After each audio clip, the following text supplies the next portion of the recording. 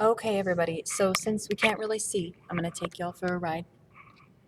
Okay, so down here is one of the most important bullet points. It's the nursing assistants need to know. Um, Patients with a compromised immune system may need extra special attention to standard precautions, washing hands, infection control. Um, some patients, I had a typo there. I said come on accident. Some patients may even require a reverse isolation precautions, which basically means that if you're in a hospital and there's a patient who has reverse isolation precautions, it means that before entering the room, you must gown up with gloves, gown, all the PPE required for reverse ISO according to the doctor. And that is basically to protect the patient from the outside germs. So you're doing your best not to bring outside stuff to them so that you don't bring anything bad that's going to come in and hurt their immune system. Another thing that nursing assistants need to know is that patients with HIV/AIDS are extremely susceptible to pretty much everything that can harm your immune system. So they might be an example of someone who may be placed in reverse isolation. I don't know personal experience, but they are someone who you want to be very careful with, making sure you have good hand hygiene. You also need to monitor their vitals on a constant basis because a fluctuation in their vitals can be a great indication on how their condition is changing. Um, and then that brings me to one of my other points that I made on here is lymphedema, which I said can be caused by cancer treatment or just damage to your lymph nodes.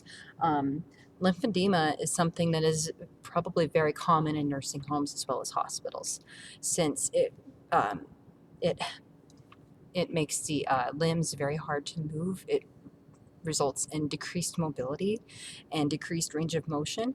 So the CNA's responsibilities are to ensure that that patient is constantly monitored and looked over and made sure that they aren't developing bed sores, that the skin is remaining clean, since lymphedema can result in cellulitis, which is a very messy, flaky skin particles all over the place. So the CNA really has a big role to play there to ensure proper toileting and making sure that they have enough nutrition, that they get enough range of motion to where their muscle mass doesn't deteriorate too badly.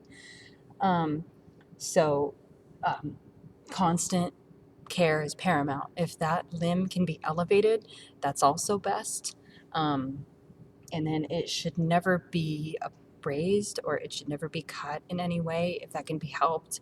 Like if they had a fall or something, you want to keep that limb from being scarred in any way. Um, and then another point that CNAs would need to know is for cancer, oncology CNAs are rock stars, because if you're working in a hospital as an oncology CNA, everything in that field is sterile because the cancer patient's immune systems are so badly uh, suppressed or damaged, or they can be.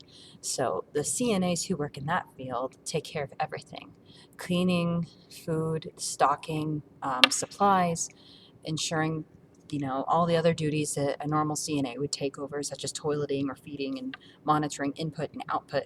But in a more sterile environment, there's much more attention paid to keeping things sterile.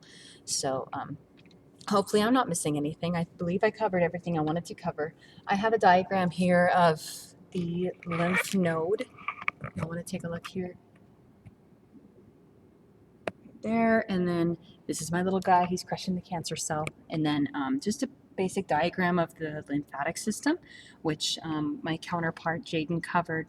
But every single aspect, honestly, is pretty important. So I hope you enjoyed our presentation, and I can't wait to review yours. Thanks.